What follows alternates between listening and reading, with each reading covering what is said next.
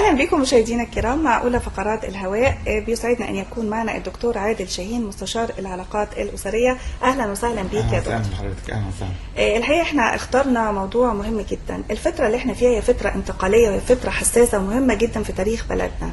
كتير بيقول يا ترى ازاي ان احنا نلعب دور ايجابي، سواء كانوا شباب، مجتمع، اعلام، المجتمع كله، الاسره نفسها. فيا ريت ان احنا نتطرق ازاي يكون لنا دور ايجابي. تمام. بسم الله والصلاه والسلام على رسول الله. عليه الصلاه والسلام. طبعا يعني يمكن مشكله اليومين دول هو تشابك الاحداث، ان احنا مش بنلحق نركز في حاجه. تمام.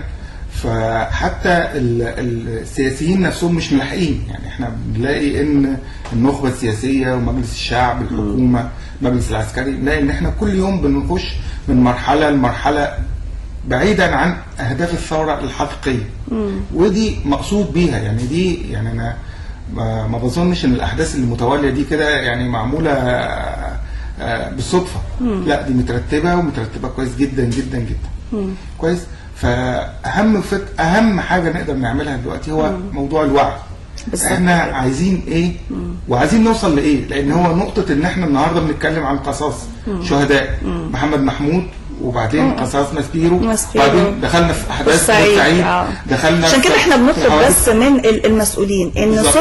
السرعه هنا تمام. احنا صبرنا 30 سنه، عايزين تمام. السرعه عشان تمام. الناس دي تهدى. احنا كلنا تمام. يعني دول كلهم ولادنا اللي راحوا، فاحنا بنتمنى السرعه والقصاص يكون يعني قصاص عادل ويكون عقاب شديد تمام. لان هو العقاب الشديد في المرحله دي هتخلي كل واحد تسول له نفسه انه يعمل نفس اللي اتعمل ده، هيدخلوا في جحورهم. وده في نقطة مهمة جدا. هو عملية زي ما اتقال قبل كده سرعة المحاكمات. لا طبعا، أنا حكاية سرعة المحاكمات دي تدخل في شؤون السلطة القضائية، فبالتالي برضك ده من نوع من احنا مش عايزين السرعة اللي تبقى لها تهوين او ان هي ما يبقاش الدراسة يبقى حاجة متعجلة. لا بالظبط، يعني هي في نقطة برضك مهمة جدا ان احنا لازم نفك الخيوط دي شوية، بس برضو تبقى عجيلة الى حد ما. يعني بدل يعني يبقى بس شوية على القضاء والناس المسؤولة، لان احنا عايزين الحقيقة ان احنا كلنا الشعب كله 80 مليون الحقيقة بيتأججوا، يعني فاحنا عايزين بس حد يريحنا. يعني عايزين قصاص عادل ولكنه سريع وفي محله. هو دي النقطة اللي احنا برضك لازم نتكلم عليها. احنا قلنا الوعي، تاني حاجة قلنا التخصص. ان احنا نبقى عارفين مين دوره ايه. تمام. يعني عارفين دور القضاء دوره ايه بالظبط وحدوده فين، دور مجلس الشعب دوره ايه بالظبط وحدوده فين، ودورنا احنا كشعب دورنا ايه بالظبط وحدودنا فين، والثوار نفسهم محتاجين وعي دورهم ايه بالظبط وحدودهم فين. يعني في هو تفكيك الخيوط دي كلها هيخلي المجتمع يهدى شويه. يعني هي فكره ان لما بيحصل حادثه بنلاقي ان الناس مطلوب من مجلس الشعب انه يعمل كده، لا ده دي في تخصص. الحقيقه ان استجابه مجلس الشعب كويس جدا للاحداث، لكن هو مش معمول عشان لجان تقصي حقائق. ايوه تمام. يعني احنا عمالين دلوقتي شغالين من اول ما اجتمع مجلس الشعب لحد دلوقتي هو عباره عن لجان تقصي حقائق، وبعدين ابتدينا حتى نتندر نقول اللي عايز يموت اي موضوع يحوله لجنه. يعني بقت العمليه كمان ان احنا بنحاول نقلل قيمه مجلس الشعب، وابتدى ناس يطلعوا وللاسف الشديد من النخبه الناس بتتكلم على انابيب البوتاجاز، وده حاجه مهمه جدا جدا. تقول ازاي تسيبوا دم الشهداء وتتكلموا على انابيب البوتاجاز؟ يعني طب الناس تعمل ايه؟ ما هو في حاجات لازم نمشي. احنا عايزين تشريع ويبقى زي ما حضرتك قلت كل واحد يكون فعلا بيتكلم في تخصصه وبناء عن وعي. ويمكن احنا شفنا الدعوه للاضراب حضرتك يوم السبت. تمام. يعني دي كانت صوره حقيقيه، مش كلام احنا مجرد ان احنا بنقوله، لا دي بقت حاجه واقعيه لمسناها. الناس كلها بكل فئاتها، مش هنقول المثقفين، لا احنا بنقول كل فئات الشعب. بالزبط. حسينا قد ايه الناس انا بس ليا كلمه في الحكايه دي. اولا لازم نبقى عارفين، وده برضك نوع من الوعي، في فرق بين العصيان المدني والاضراب.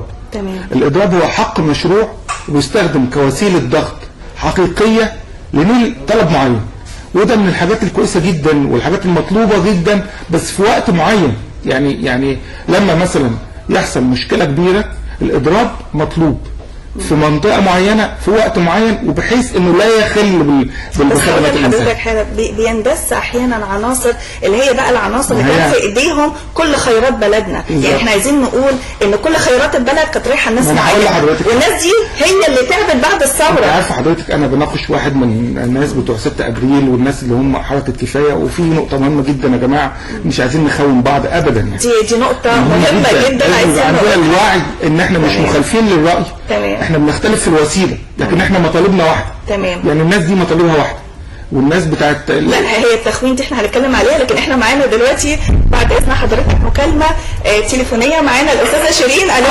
السلام عليكم. وعليكم السلام ورحمه الله وبركاته. ازي حضرتك دكتوره هاله؟ الحمد لله ربنا يخليك، منورانا دايما. انا كلمت حضرتك قبل كده برضه في النظام السابق، فانا بس بقول له طبعا احنا جدا بارائك يا شيرين. شكرا على هذا الاتصال. هو طبعا هنرجع للنقطه الثانيه، هو نقطه التخصص. وتخصص تعديل القوانين ايا كانت المفروض ان دلوقتي اللي يشتغل فيها اللجنه التشريعيه في مجلس الشعب. تمام. وانها قبل ما تقعد لازم تقعد مع القضاه ويشوفوا افضل السبل ايه. يا جماعه في حاجات دلوقتي اللي احنا مش فاهمينه او الشعب لازم يعي ليه، ان شغل مجلس الشعب مش في الجلسات اللي انت شايفاها دي، شغل مجلس الشعب الحقيقي في اللجان. يعني اللجان دي بتبقى لجان متخصصه، بيجيبوا ناس متخصصين يسمعوهم ويعدلوا الحاجات وبتاع، فبالتالي مش عايزين ناخد انطباع ان مجلس الشعب هو الجلسات اللي بتطلع لنا على التلفزيون. اللجان هي الاساس في الدوله، هي اساس التشريع، هي اساس الرقابه. يعني المفروض دلوقتي، واللي انا عارفه ان مثلا لجنه الاسكان دلوقتي بتراجع قانون الايجارات القديمه مثلا، ده بيشتغلوا فيها. لجنه الشؤون العربيه بتراجع العلاقات مع سوريا. طيب ودي بيشتغلوا فيها. لينا احنا كمطالب، والمفروض ده دور اعلام، ان احنا يا جماعه ليه احنا ما نبقاش زي تونس، والسفير السوري لازم يتطرد زيه زي ما حصل مع تونس؟ ليه احنا اقل من الناس دي؟ احنا الدول العربيه، احنا القاده، فلازم لنا مطالب. طب الشارع فين من الحاجات دي؟ اللي بيحصل مذابح في سوريا، احنا فين من الموضوع ده؟ بيحصل مثلا في الجان تانية لجنه الزراعه، المفروض ان في قانون احتكار الاسمده، قانون القمح، توسيع الرقعه الزراعيه. يعني حضرتك بتهدف في النهايه التخصص، في حته التخصص، وفي نفس الوقت نبقى في دور اعلامي مركز على الناس دي، ويبقى في شفافيه. يعني هو لو في شفافيه الناس كلها هتهدى والناس كلها هتبقى فاهمه. لكن هي المشكله ان احيانا الناس ما بتبقاش فاهمه وبيبقى لها اراء وبتبقى مصممه على وهي مش فاهمه ابعاد المواضيع ايه. ودي النقطه، ان احنا لازم ناخد خبرات الثورات الاخرى. تمام. في ان احنا ازاي نعدي المرحله دي. اولا بيبقى عارفين كلنا دلوقتي ان مرحله التغيير بتاخد وقت كبير، الفساد ما كانش شويه ابدا. بالظبط. فبالتالي بتاخد وقت كبير. انت عشان تفككي وزاره انت لازم تفككيها وما توقعهاش. يعني مثلا الناس بتقول وزاره الداخليه، هي مش وزاره الداخليه بس، ده كل الوزارات عايزه تستفيد. تمام. وزاره الداخليه فيها كويس، وده اللي لازم نركز عليه، لان ده هو المفتاح بتاعنا اليومين دول. ابدا ان احنا لازم نقف مع الشرطه، لازم نساندهم معنويا، لازم نساندهم. الشهداء بتاعهم فين؟ انا للاسف الشديد ما بلاقيش ان حد بيتكلم على شهداء الشرطه. الناس دي بتموت في الشارع، بيضرب عليها رصاص. لا كانوا القوا الضوء عليها وكانوا جايبين دماء الشهداء من الشرطه. بالظبط. يبقى لازم اتكلم عن الشهداء الثوره، لازم اتكلم عن شهداء الثوره اللي مات وهو بيتلقى رصاصه وهو بيحافظ على بنك ولا في كمين من الاثمنه. زي ما بنجيب دول لازم نجيب دول، وفي نفس الوقت نحاسب المخطئ منهم ونركز على المخطئ منهم. هو احنا عايزين محاسبه المخطئ، وخاصه في المجزره الاخيره او كل من يعني تثبت ادانته ان يكون الجزاء رادع، العقاب رادع. يعني احنا هو ده الحقيقه اللي زي ما قلت هيخلي بقيه العناصر الاجراميه اللي موجوده اللي هي مندسه ما بيننا، لان استحاله اللي يعمل العمل ده يكون مصري بيحب مصر الحقيقه. الحاجه الثانيه النقطه اللي اتكلمنا فيها هي التخوين والشك والمزايده. البعض بيزايد بدينه، ان انا متدين اكتر منك، البعض يزايد بوطنيته، لا ده انا بوطنيتي. البعض بيشكك كمان في الاعلام، لا انتوا ما بتقولوش الحقيقه. يعني الحقيقه الروح دهيت ممكن تكون روح مدمره بالظبط، مش بناءه. هو في يعني انا بلتمس العذر شويه لسبب احنا بقالنا اكتر من 60 سنه ما بنسمعش الاخر. كان مونوتوب، يعني بنتكلم حديث واحد. دلوقتي عندها حاله نفسها عايزه تتكلم وبس. بالظبط. فهو النقطه ان احنا لازم نحط في بالنا ان انا اختلف معاه. صح. ما فيش مشكله ان انا اختلف معاه، يعني ما يجيش حد يهاجم الاخوان المسلمين والسلفيين دلوقتي ويقول انه خاين لسبب بسيط، لان هو في وجهه نظره مظبوطه. اوكي، في فرق بين ان انا انقد، في فرق ان انا اخون. انقد ده مفتوحه وهنفضل، وده من اساس الديمقراطيه ان رئيس الجمهوريه او المجلس العسكري او ايا كان اللي ماسك البلد بعد كده لازم يتعود ان في ناس هتبقى ضده، مش معنى ان ضده يبقى ضد البلد. ودي حاجه مهمه جدا، ثقافه الحوار. لازم احنا نتحاور ويكون هدفنا واحد، هدفنا هو بناء مصر. يعني لازم دايما مهما تعددت الحوارات لكن لازم الهدف دايما يبقى قدام عينينا ان احنا هدفنا في الاول وفي الاخر بناء مصر ومصلحه مصر في مقام الاول بالظبط. هو نقطه زي ما اتكلمنا، ونقطه الاعلام. الاعلام يا جماعه دلوقتي بيعتمد على الاثاره. كتير جدا من القنوات بتعتمد على الاثاره.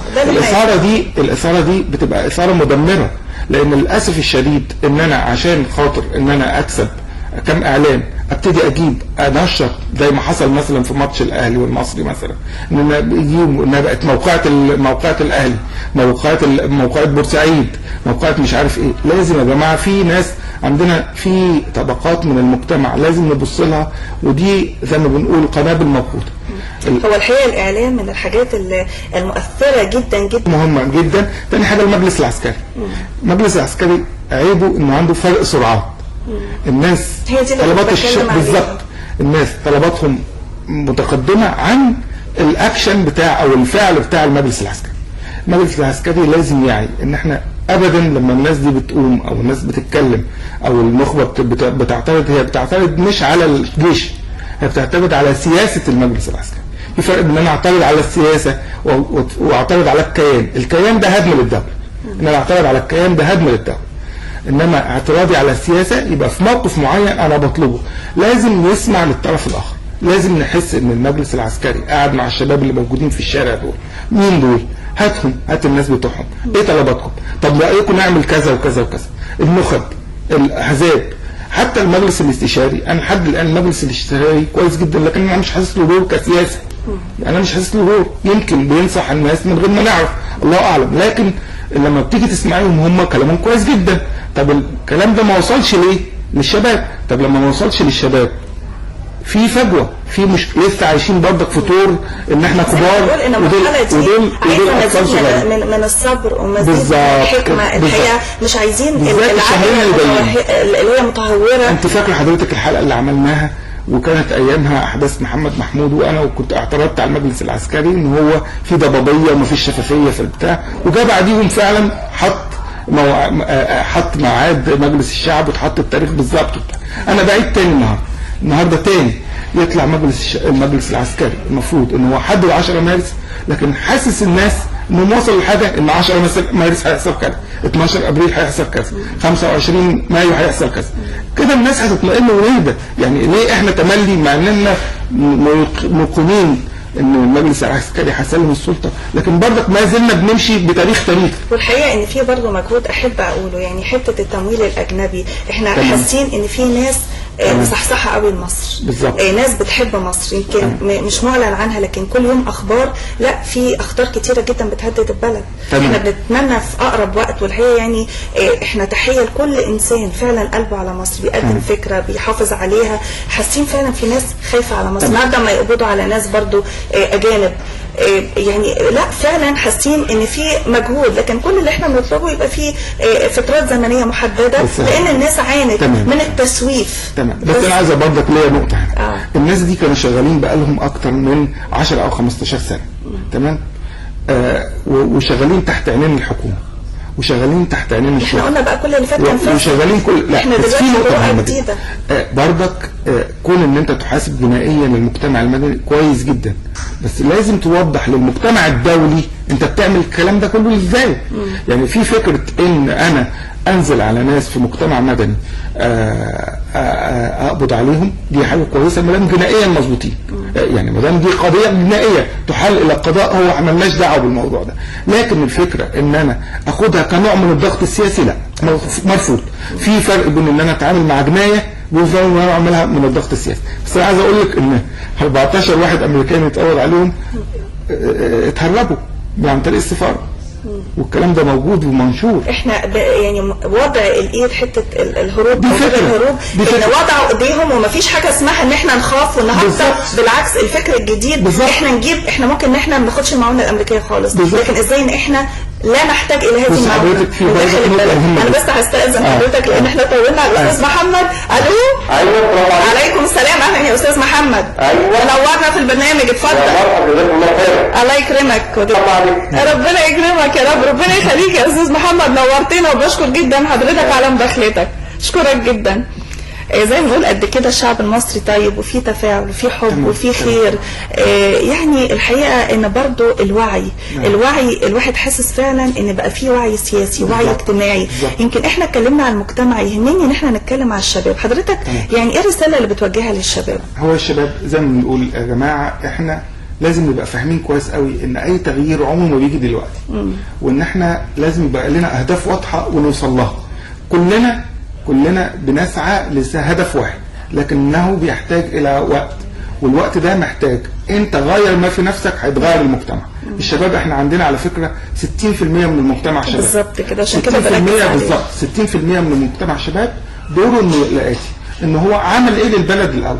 احنا قمنا بثوره كويس، لكن احنا ما كملناش الثوره لسه مستمره. والثوره بتيجي بان احنا نغير راس النظام. احنا بنسقط النظام. ازاي نسقط النظام؟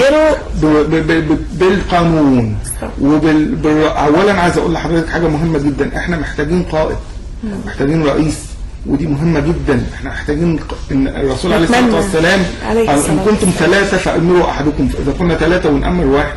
فبالتالي لازم مهم جدا ان يكون قائد. والقائد ده كلنا في الوقت اللي هيجي فيه لازم كلنا نقف معاه. وماليش دعوه بالانتماء السياسي بتاعه او الانتماء الحزبي بتاعه. انا ليا ابص على الهدف بتاعي، وصل ولا ما وصلش. احنا دلوقتي مؤسسات الدوله ابتدت تتبنى، لسه ما اتبنتش. يعني ابتدى يبقى عندنا اول مجلس شعب ممثل شعبيا، ابتدى يبقى عندنا مجلس شورى، ان شاء الله يبقى فيه دستور. وقت الدستور انا نفسي الوقت اللي بيتقضى في المظاهرات يتقضى في الاجتماعات اللي هتناقش احنا عايزين ايه من الدستور. يعني انا لحد الان ما لقيتش حد يناقشني او تطلع ندوه احنا عايزين ايه من الدستور. تمام. الناس دي اتكلمت مع مين؟ طب احنا المفروض ان في مجتمع في حوار مجتمعي يتم حاليا للدستور. الكلام ده ما شفناهوش. تمام. انا بستأذن حضرتك معانا الاستاذ. انا التعقيب بسيط جدا. طبعا لا احد يقلل من قيمه الجيش واحنا احنا كلنا جيش. يعني ما فيش في اسره فيها غير جيش وشرطه. تمام. حاجه ثانيه ان هو ما حدش ابدا يقدر يقلل دور الجيش، لكن هي فكره بردك نفس الحكايه ان احنا بردك حكايه التخوين. يا جماعه الناس دي بردك لها افكار تحترم. يمكن احنا لما بنشوف المنظر من بره بنشوف ان الناس دي بتسبب خراب البلد، لكن هي المظاهره بتاعت ميدان التحرير مش هتسبب خراب البلد، انما انعدام الامن هو اللي بيسبب خراب البلد. لا وجود برضو عناصر مندسه حضرتك. لا انا ابدا لا فيك. انا بردك بحذر ان هو الاستقرار بيجي بالمؤسسات. هو استاذنا يتكلم عن الجيش ده مؤسسه. طبعا احنا لسه محتاجين مؤسسات، احنا لسه بنبني في المؤسسات، والتغيير ده كان لازم يتم. احنا يا جماعه زي الجراح اللي فتح ولسه ما قفلش، فلازم نقفل بقى، نبتدي نقفل. بس هي النقطه بردك لازم نمشي نسمع للناس دي ونسمع للناس دي. لازم يبقى في حوار مجتمعي. يعني لازم ان انا يقعد مكاني هنا 2 3 يبتدي الحوار المجتمعي. انت فكرتك ازاي وهتعملها ازاي؟ ساعات كتير جدا الناس بتصور لافكار كويسه جدا، لكن لما تيجي تقول لها طبق ما يعرفش يقول لك خط الطريق، يقول لك بتوع السياسه بقى هم اللي يعملوا. طب انت طلبك كويس وانت عايزه وبتعمل عليه، يبقى لازم نسمع بس الناس دي. هو فكره ان احنا نسمع الطرف الاخر ده المطلوب، عدم التقييم ده المطلوب. المجتمع ككل لتفعيل الاستقرار، ان احنا نحس بالاستقرار. يبقى في قوانين واضحه يا جماعه. انا دلوقتي الناس اللي راحوا وزاره الداخليه، طب لو كان طلع من الاول قرار ان في خط احمر اللي هيعدي الخط الاحمر ده لونه يضرب النار، ده كانت فكره بسيطه جدا. يبقى انت عديت الخط الاحمر انت هتتضرب بالنار.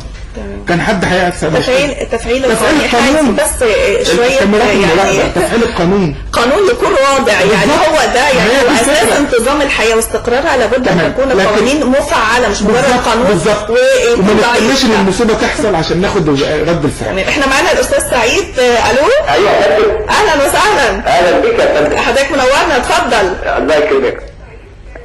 اتفضل حضرتك. صباح الخير يا فندم. يا سعيد، واتمنى يا رب دايما على طول الخير يكون لمصر يا رب. جمله كده في النهايه، جمله اخيره. نفك الاشتباكات. ندي كل واحد تخصصه. تمام. محتاجين رئيس تمام. وفي نفس الوقت ان احنا ندي للناس وقتها ونحط خطه زمنيه واضحه للناس كلها عشان ترتاح. مجلس الشعب يقوم بدوره، يحسسنا انه بيتكلم في كل حاجه، مش بس لجان تقصي حقائق. تمام. وفي نفس الوقت بطلب من الشعب ان هو يساند، مش يساند الحكومه ولا يساند فئه معينه من الناس، يساند اهداف الثوره اللي احنا قلناها، عيش، كرامه، عداله اجتماعيه. تمام. وفي نفس الوقت كل واحد يبقى له هدف، ان الله لا يغير ما بقوم حتى يغيروا ما بانفسهم، ودي افضل حاجه تتقال دلوقتي. تمام. هو اجمل كلام احنا بنختم بيه. كل تحياتنا وتقديرنا للدكتور عادل شاهين، استشاري العلاقات الاسريه. بشكر حضرتك جدا على هذا اللقاء. مشاهدينا